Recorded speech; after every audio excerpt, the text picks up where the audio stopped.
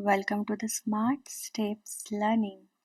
आज हम biomolecules part 2 पढ़ेंगे फुल एनसीईआरटी के अकॉर्डिंग। सो तैयार हो जाओ क्योंकि यहाँ से नीट के डायरेक्ट क्वेश्चंस आते हैं। Okay, so be attentive and and तक वीडियो पूरा देखिएगा। सो आज की शुरुआत करते हैं। सबसे पहले मैं आपको बता देती हूँ कि हमने लेसन की आउटलाइन बनाई थी एंड क्या क्या हम कवर करने वाले हैं। तो हमने फर्स्ट पार्ट में इंट्रोडक्शन, प्राइमरी सेकेंडरी मेटाबोलाइट्स, बायोमैक्रोमोलिक्यूल्स पढ़ लिया है। तो आज हम स्टार्ट करने वाले हैं carbohydrate, protein and nucleic acid.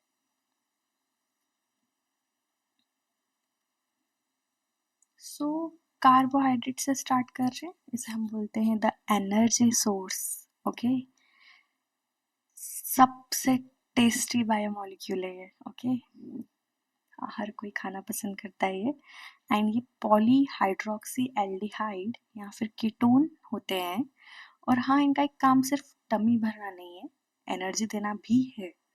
इनमें कार्बन, हाइड्रोजन, ऑक्सीजन होता है, इसलिए इनको CHO कंपाउंड भी बोलते हैं। Okay, so always remember types of carbohydrates.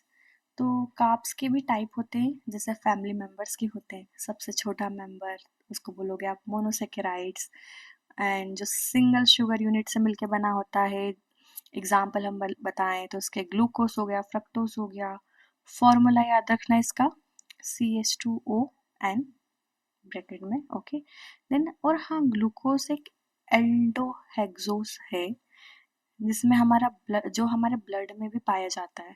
मतलब असली मीठा तो यही है। ओके, सो अगर शुगर हाई है, मतलब ग्लूकोज नहीं आपके ब्लड में पार्टी हो रही है। ओके, सो मोनोसेकेराइड के बारे में हमने पढ़ा। देन आते हैं हम डाइसेकेराइड्स पे। सो डाइसेकेराइड्स दो मॉलिक्यूल से मिलके बनेंगे। पॉलीसेकेराइड बहुत सारे से मिलके बनेंगे। इनके एग्जाम्पल्स ये हैं sucrose, maltose, starch, cellulose. Okay, so first start with monosaccharide, single unit. General formula दिया हुआ है जो मैंने आपको बताया था, glucose in and aldohexose found in the blood of humans. Okay, then आप आ जाइए डाइसेकेराइड्स एंड पॉलीसेकेराइड्स पे।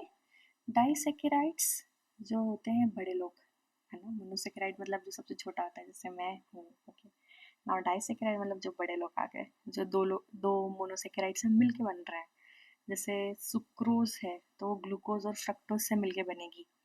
देन पॉलीसेकेराइड्स पे आओ तो काफ़ी सारे शुगर यूनिट्स, जैसे स्टार्च हो गया, प्लांट का एनर्जी बैंक, है ना। सेल्यूलोज प्लांट वॉल, ग्लाइकोजन हो गया, ये सब जो होते हैं पॉलीसेकेराइड। सो एक बात ये है कि स्टार्च तुम खा लेते हो, ग्लाइकोजन तुम में बनता है, और सेल्यूलोज तुम पचा नहीं सकते। ठीक है, ये चीज़ याद रखना कि स्टार्च तुम खा लेते हो, ग्लूकोज तुम में बन जाता है, पर सेल्यूलोज हम पचा नहीं सकते। सिंपल, ये चीज़ें बेसिक है बट नहीं पता होती, इसलिए मैं बता रही हूँ। ये एक ग्लाइकोजन के डायग्राम का या पोर्शन का एक डायग्रामेटिक रिप्रेजेंटेटिव है। ये भी एनसीईआरटी में आपको डायग्राम एज इट इज दिया हुआ है, so just go through it. Now reducing and non-reducing sugars. So sugar की असली चाल देखते हैं कि रिड्यूसिंग है, मतलब कि जिनके पास फ्री एल्डिहाइड या कीटोन ग्रुप होता है, जैसे कि ग्लूकोज। नॉन रिड्यूसिंग शुगर्स जिसके अंदर फ्री ग्रुप नहीं होता, जैसे सुक्रोज। ना एग्जाम में पूछ लेते हैं, सो याद रखना। एंड रिड्यूसिंग शुगर्स जो होती हैं वो खुद टेस्ट क्लियर देंगी। ठीक है, अगर आप बेनेडिक्ट टेस्ट दो लगाओगे तो वो क्लियर टेस्ट देती है, ये याद रखना। एंड नेक्स्ट स्टार्ट करते हैं हम प्रोटीन्स। अभी तक हमने सिर्फ कार्बोहाइड्रेट्स के बारे में पढ़ा था, जो कि हम खाते हैं बहुत ज़्यादा फास्ट फूड में, नॉर्मल डेली लाइफ में, कुछ भी खा रहे कार्ब्स प्रेजेंट होते हैं। प्रोटीन प्रोटीन ऐसा है कि हमें अलग से सप्लीमेंट लेते हैं, क्योंकि हमारी डेली लाइफ में आजकल हम हेल्दी खाते कहाँ हैं, है ना। पर प्रोटीन इम्पॉर्टेंट है लाइफ में भी और नीड के लिए भी। सो प्रोटीन स्टार्ट करते हैं। प्रोटीन जो होता है जिम लवर्स का फेवरेट होता है, तो जितने भी जिम लवर्स हैं या जो भी फिटनेस फ्रीक बच्चे हैं, स्टूडेंट से प्लीज़ कमेंट में हाई करो that you are the protein lover. And protein amino acids के पॉलीमर्स होते हैं, लाइक छोटे छोटे अमाइनो एसिड मिलकर एक चेन बनाएंगे जो पेप्टाइड बॉन्ड से जुड़ी होगी और फिर क्या बन जाएगा, प्रोटीन। 20 अमाइनो एसिड होते हैं, वो मिलके प्रोटीन बनाते हैं, ठीक है। वो कैसे भी जुड़े हो सकते हैं, कोई भी चेन बना सकते हैं, है ना, वो हम पढ़ेंगे आगे। एम्फोटेरिक होते हैं, मतलब थोड़े एसिडिक होंगे, थोड़े बेस होंगे, मूड स्विंग्स वाले, लड़कियों जैसे। Sorry, I am not, don't take it seriously, I am just joking, okay. Now levels of protein देखते हैं। सो प्रोटीन के स्ट्रक्चर के भी लेवल्स होते हैं, है ना। Primary, secondary, tertiary and quaternary. Primary अगर स्ट्रेट चेन है, लाइक स्कूल अटेंडेंस रजिस्टर, एकदम स्ट्रेट। सेकेंडरी अल्फा हेलिक्स बोलते हैं या बीटा शीट बोलते हैं। एक पैटर्न मिलता है जैसे आप यहाँ देख सकते हो, ठीक है, ये वाला पैटर्न है। Sorry, I need a marker. Okay, so ये वाला अल्फा हेलिक्स, ये आपको ये वाला पैटर्न दिख रहा है, ये अल्फा हेलिक्स और ये बीटा प्लेटेड, ओके। और ये अगर सीधी लाइन में है तो प्राइमरी। नाउ टर्शरी में अब बॉन्ड्स आ गए, इसमें दो बॉन्ड आ जाते हैं टर्शरी में, हाइड्रोजन बॉन्ड और डाइसल्फाइड बॉन्ड, ठीक है। टर्शरी वाला जो होता है प्रॉपर 3D फोल्डिंग शो करता है, ओके। क्वाटरनरी देखोगे तो कुछ समझ नहीं आएगा, ऐसा लगेगा कि वुलन बॉल है ना। एनसीईआरटी में आपको देखोगे तो एक वुलन बॉल स्ट्रक्चर मिलेगा आपको, बट इसमें बहुत सारे बॉन्ड्स होंगे, कुछ एंजाइम साइट्स होंगी, है ना। आगे हम ये पढ़ रहे हैं, यस।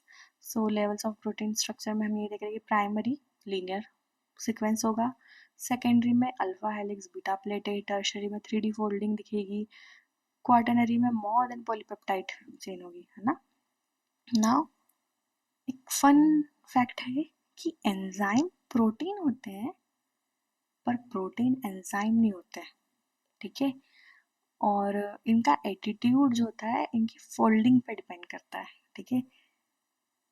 अब जो समझ गया है वो मुझे कमेंट में समझाओ। नाउ नेक्स्ट पे आते हैं हम, प्रोटीन के फंक्शन। फंक्शन क्या है, तो प्रोटीन का काम बहुत बढ़िया है, कार्बोहाइड्रेट जैसे नहीं है, मतलब मैं कार्बोहाइड्रेट को विलन नहीं बना रही हूँ, बट हमारा प्रोटीन के काम बढ़िया है। एंजाइम जैसे काम कर लेता है, एग्जाम्पल अमाइलेज हो गया। हॉर्मोन्स जैसे काम कर लेता है ना, हार्मोन का काम भी करता है insulin. Antibodies, receptor, structural role सब कर लेता है, मतलब प्रोटीन बिना सिस्टम बंद, प्रोटीन के बिना सिस्टम आपका बंद।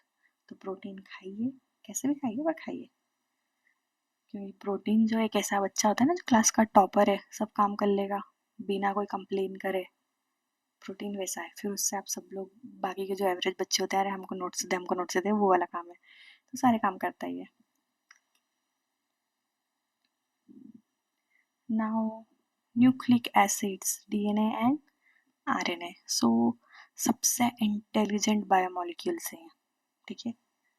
न्यूक्लिक एसिड ये होते हैं न्यूक्लियोटाइड्स के पॉलीमर्स, हर न्यूक्लियोटाइड में शुगर, फॉस्फेट और बेस होता है। डीएनए आरएनए दो टाइप के होंगे। डीएनए जो होगा मोस्ट ऑफ द ऑर्गेनिज्म का जेनेटिक मटेरियल होता है, आरएनए जो होता है सिर्फ वायरस में मिलता है हमको। नेक्स्ट है कंपोनेंट्स ऑफ न्यूक्लियोटाइड्स। न्यूक्लियोटाइड्स किस किस चीज़ों से मिलके बना होता है, तो उसमें होता है नाइट्रोजनस बेस और शुगर। हमने इसके स्ट्रक्चर पहले देखे थे, जब मैंने तुम्हें याद हो तो मैंने फोटोज बताई थी कि एनसीईआरटी की ऐड करी थी मैंने फर्स्ट पार्ट में, ठीक है। तो एक बार फिर से देख लेना कि नाइट्रोजनस बेस में प्यूरिन्स है या पैरामिडीन्स है। प्यूरिन्स में एडेनिन ग्वाइमिन आता है ना, इसमें साइटोसिन थायमिन यूरासिल होता है।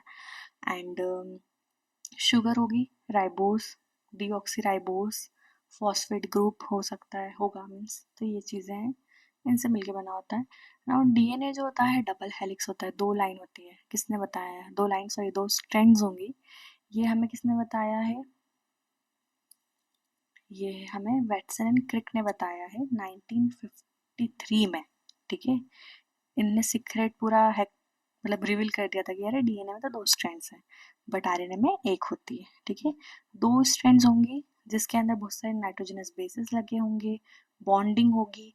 बॉन्डिंग जो होगी, एडेनिन किसके साथ बाइंड करेगा, थायमिन के साथ, ग्वानिन किसके साथ बाइंड करेगा, साइटोसिन के साथ, ओके। हमेशा स्पेसिफिक पेयरिंग, ये एक दूसरे को चिट भी नहीं करते कि कभी एडेनिन तक ग्वानिन के पास चले गया, नहीं, ये अपने पार्टनर्स के साथ लॉयल है। थायमिन और एडेनिन ही बाइंड करेंगे तो ये दोनों ही करेंगे।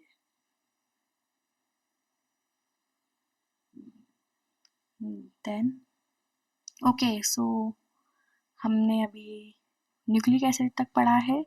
मैं आगे थोड़ा और डीएनए और आरएनए को डिटेल में एक्सप्लेन करना चाहूँगी ताकि आपके 12th में जाके आपको प्रॉब्लम ना आए। And NEET point of view से थोड़े क्वेश्चंस एक्स्ट्रा और आते हैं, वो भी कवर करूँगी मैं। सो थोड़ा अगर आपको लग रहा हो कि नहीं हमें इतना डिटेल में नहीं जाना है तो नेक्स्ट पार्ट आप थोड़ा आगे से देखना स्टार्ट करना। एंड तो इस पार्ट में हमने कार्बोहाइड्रेट कवर कर लिया है, प्रोटीन, न्यूक्लिक एसिड कवर कर लिए हैं। सारी इंफॉर्मेशन, सारे points as it is from NCERT मैंने लेके आपको समझाए हैं, डायग्राम्स एनसीईआरटी के हैं, ओके। और अगर वीडियो पसंद आया हो तो लाइक करो, शेयर करो और सब्सक्राइब करना मत भूलना। अगले पार्ट में मिलेंगे एंजाइम्स के साथ। तब तक के लिए keep learning and keep smiling. God bless you all. Thank you.